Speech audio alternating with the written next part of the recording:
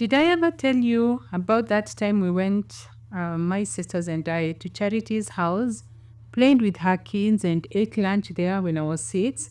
Oh, it's a classic story. I call it Train Up a Child. Welcome to a fresh new week on Humor Meets Storytelling with Dr. Muthoni Omuhungo. Step into our happy little corner of the internet, where wit and wisdom go hand in hand, and every story is wrapped in faith, fun, and a generous sprinkle of humor. The week may come with its challenges, but here, we believe a hearty laugh and a heartfelt story can make all the difference. Whether you're looking for a mood boost, a fresh perspective, or just a reason to pause and smile, you're in the right place. In just 10 minutes, we serve up laughter, insight, and storytelling, a perfect way to reset, recharge, and refocus as you step into the new week.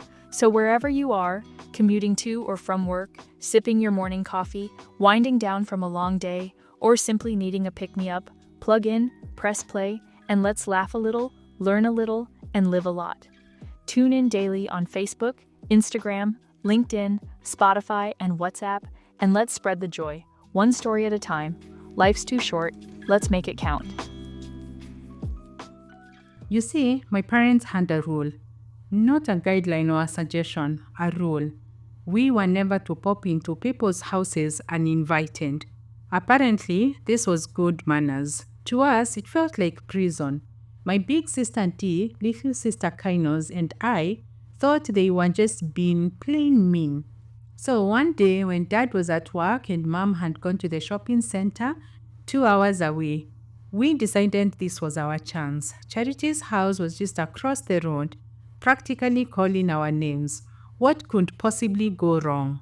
We played like little wildlings, had the time of our lives, and even managed to graciously inconvenience Charity's family into sharing their lunch with us. It was delicious, by the way.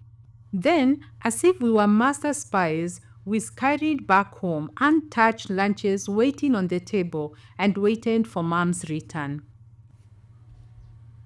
When Mom came, we had our stories rehearsed. She asked why our lunch plates were still full, and we casually said, "We are not hungry yet.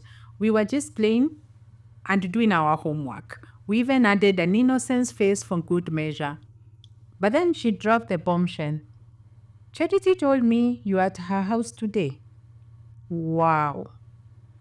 How do parents always know when you're being mischievous? Is it the Holy Spirit, CCTV, a spy pigeon?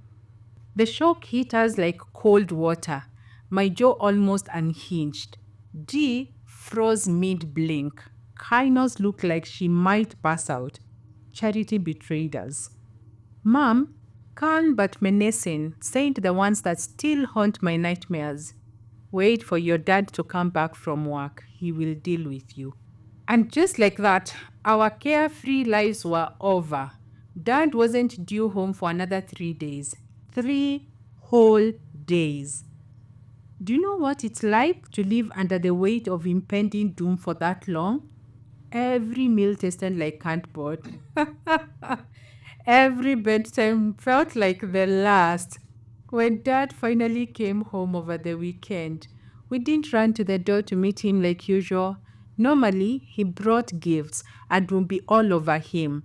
Not this time. He came in holding a bag of goodies, and I remember thinking, those aren't for us. They are for the obedient children who will never be again. The spanking session was a family affair. Mom got us first with her trusty mwiko, the wooden spoon, a cooking spoon. Then Dad stepped in with his legendary pinches. Then Mom came back for round two. If we weren't crying, we were dodging. It was like a relay race, but instead of batons, they passed on the punishment. From that day forward, unannounced visits were permanently erased from our behavior. Lesson learned, once for life.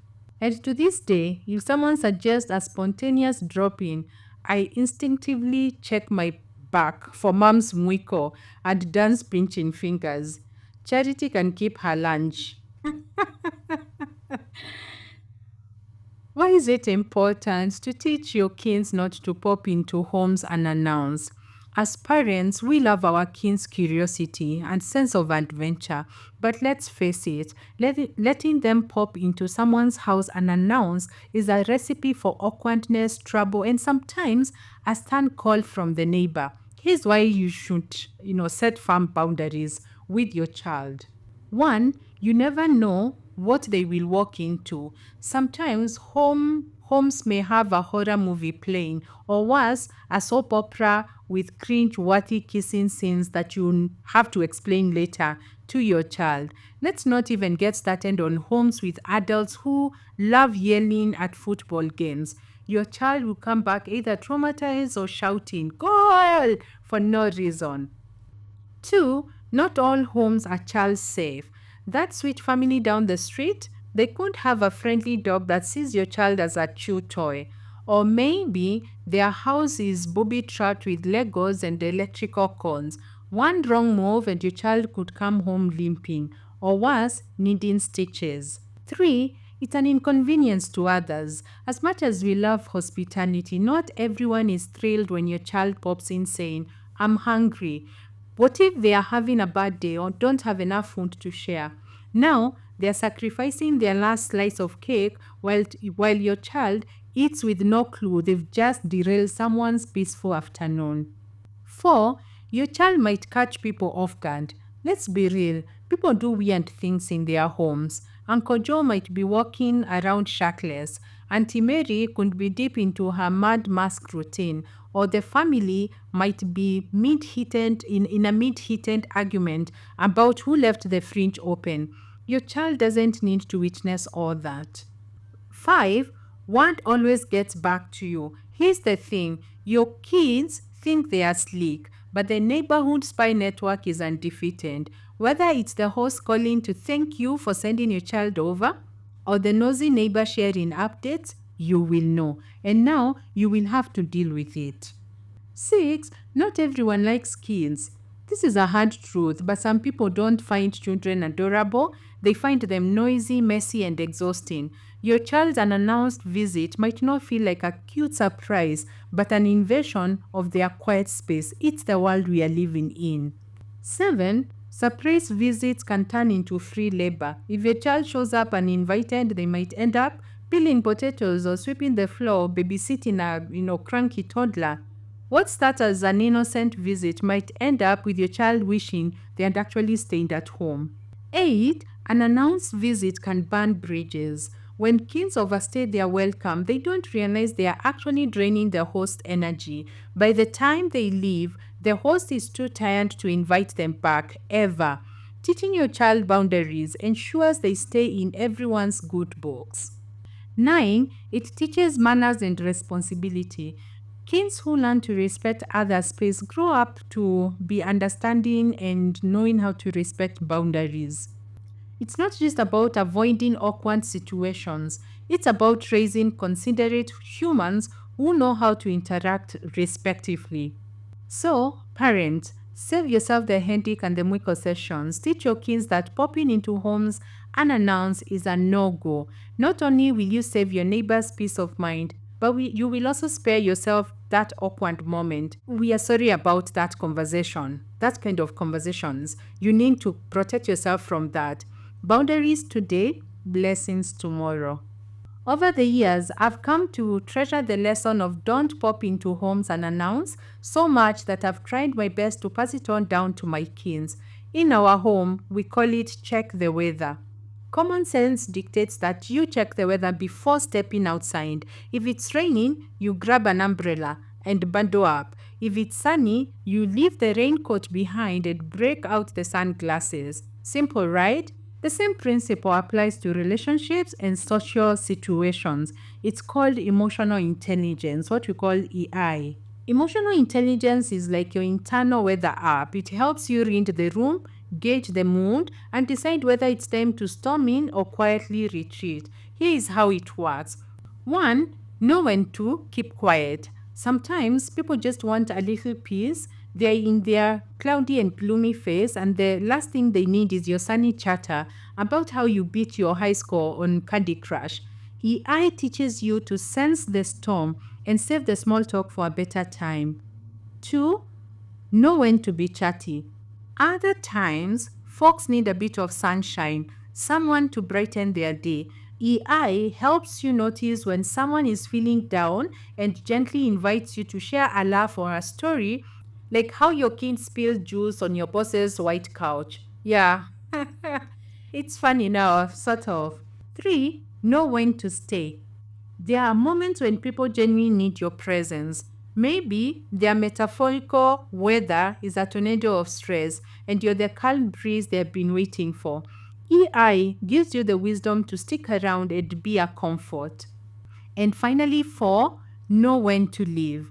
Let's face it, not every visit is welcomed with open arms. If the forecast is showing thunderous glares and stormy sides, it's time to pack up and leave before you get caught up in the downpour. Teaching kids to check the weather is like giving them a lifelong survival kit for relationships. It's about knowing how to read people's emotional atmospheres and act accordingly. Some days you bring sunshine, other days you carry an umbrella for someone else, and occasionally you will learn it's best to stay indoors altogether.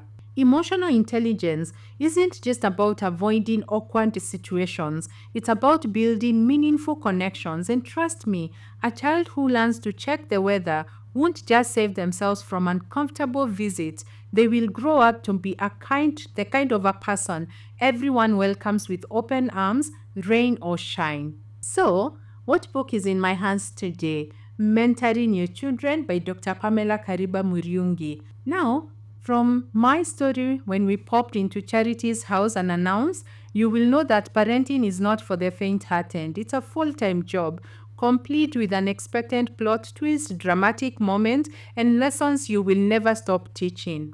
Dr. Pamela understands this, and her book is like having a parenting manual in addition to the Bible, because let's just face it, sometimes we're just winging it and praying for the best. Parenting today feels like juggling flaming torches while riding a unicycle on a tightrope. The world has changed drastically, and with it, so have the challenges. Yet, Dr. Pamela reminds us that some parenting principles, they are timeless. Her book gives practical, stable approaches that worked back in the days, yes, even during the Mwiko spanking eras, and still hold true in this fast-paced, tech-savvy world. Here is what you will find inside. 1. Parenting your child's heart, because if you don't, someone else will, or TikTok will. 2. How the social environment impacts your child's development. Hint, this is where the check the weather lesson comes in handy. 3. Being a role model to your kids. That's right. Kids learn more from watching you than listening to your motivational speeches, especially when you don't check your own weather. 4. Creating a safe home environment, because no child wants to grow up dodging Lego stress or awkward family tension. 5. Helping a child who has experienced bad things. Charity's house lunch, for example, isn't the worst, but the principle applies. 6. Parenting your child's education, because sending them to school isn't enough. You need to show up for their learning journey too. 7. Raising a child with special needs. Dr. Pamela provides tools to navigate the journey with love and understanding. And finally, striking a balance between career and parenting. Remember, if you're overworking, the Mwiko discipline baton might just get passed to you. Figuratively, of course. This book is for every parent who's ever wondered, am I doing this right? It's for the moms and dads who want to mentor their children, not just manage them. And trust me, after reading this, you will feel a little less alone and a lot more equipped for the parenting adventure. So, grab your copy and get ready to discover timeless lessons that might just save you from the next Charity's house incident. Parenting may not come with a weather forecast, but with a little guidance from this book, you will learn to read the skies like a pro. Let's meet the author. Dr. Pamela is a distinguished educator, researcher, and advocate for inclusive education. She serves as a faculty member at Machakos University's School of Education, where she is also the chairperson of the Department of Educational Psychology and Special Needs Education. Holding a PhD in special needs education from Kenyatta University, she is dedicated to equipping both undergraduate and graduate teachers with the skills to support children with disabilities, focusing on their abilities and potential rather than their limitations. Her guiding philosophy is simple yet profound. Everybody can learn. With over 23 years of experience in higher education, 13 years in teacher training colleges, and 10 years in university teaching, Dr. Pamela has made significant contributions to academia. She is an accomplished researcher with more than 10 publications in refereed journals and is an active member of the Society for Educational Research and Evaluation in Kenya. Her extensive academic background provides her with a strong foundation to address a wide range of educational topics. Beyond academia, Dr. Pamela is a devoted born-again Christian and a seasoned preacher of the Word of God. For over 30 years, she has passionately served in children's ministry as a Sunday school teacher and has been actively involved in youth mentorship and women's ministry within the church. An ardent believer in family, she is married to Phineas and is a proud mother to 2 grown children, Edwin and Joy. Her life's work reflects a deep commitment to faith, education, and empowering the next generation. Find more at africanauthors.net. That's a wrap on today's episode of Humour Meets Storytelling with Dr. Muthoni Omuhango. As we close, remember, laughter is a divine gift, and every story is a gentle nudge that God's grace is always at work. If today's episode made you smile, think, or simply breathe a little easier, don't keep it to yourself. Spread the joy. Send it to a friend, bring it up over coffee, or even spark a conversation with that random person next to you. Trust me, we could all use a little more light in our day. We hope your week is unfolding beautifully, just as it is for us. Join us again tomorrow for another 10-minute dose of humor, wisdom, and storytelling, the perfect reset for your mind and heart. Until then, keep laughing, keep loving, and keep leaning into God's unshakable joy. This is Humour Meets Storytelling with Dr. Muthoni Omuhango, signing off with faith, fun, and a heart full of stories. See you soon.